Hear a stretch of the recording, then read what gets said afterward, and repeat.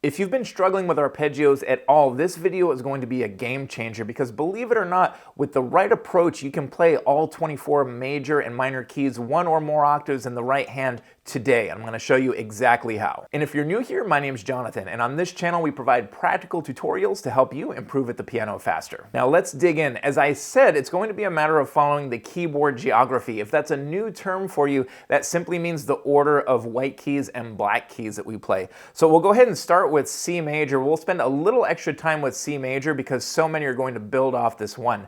And so when you're playing an arpeggio that's all white keys like C major, if we do one octave, our fingerings will go 1, 2, 3, 5, 3, 2, 1. But now here's the cool thing. If you want to do more than one octave, you'll just do 1, 2, 3, and then another 1, 2, 3.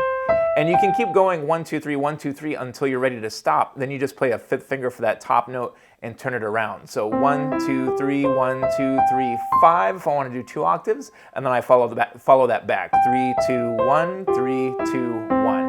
And now here's the great thing. All of those arpeggios that start on a white key, regardless of keyboard geography, are going to use those same exact fingerings for the right hand. And so if we do C minor, the parallel minor, same thing. 1, 2, 3, 1, 2, 3, 5. D minor, 1, 2, 3, 1, 2, 3, 5. D major.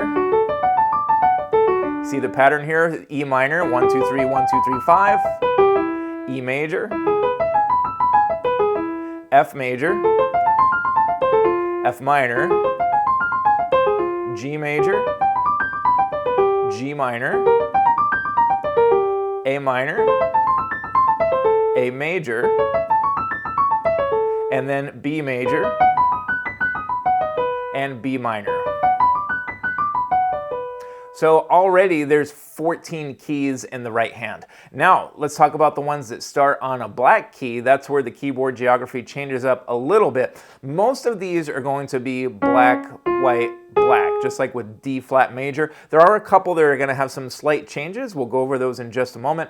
But for D flat major, it's going to be 1, 2, 3, 5, 3, 2, 1. That could work for a 1 octave arpeggio, but then for 2 octaves, it's going to be different. So again, when it's 1 octave, 1, 2, 3, 5 will work just fine. When you're doing more than 1 octave, here's the formula you want to follow for keyboard geography, black, white, black. It'll be second finger, get your thumb to the white key, 1, and then 2, 4. And then this point here, the 1, 2, 4 is very important because you're just going to repeat that fingering pattern until you want to turn it back around. So if I'm doing a 2 octave D flat major scale, I would play 2, 1, 2, 4, and then 1, 2, 4, and then I'd follow that back. 2, 1, 4, 2, 1, 2. But again, if I want to keep going, I would go 2, 1, 2, 4, 1, 2, 4, 1, 2, 4, and then turn it back around.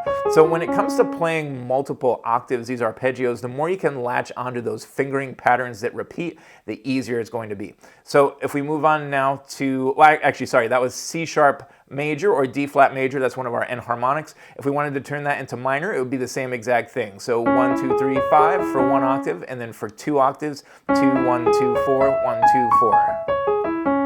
And so from this point, for the black, white, black ones, I'll just jump straight to 2 octaves with the understanding that 1 octave will just be a simple 1, 2, 3, 5, 3, 2, 1. So for E flat major, same thing, 2, 1, 2, 4, 1, 2, 4, and then I follow that backwards. Now, E flat minor, that's one of the oddballs because it's all black keys. So this one you could do the same thing that you did when it was all white keys and just do 1, 2, 3, 5, 3, 2, 1 for 1 octave, or you could do 1, 2, 3, 1, 2, 3, 5, and then follow that backwards.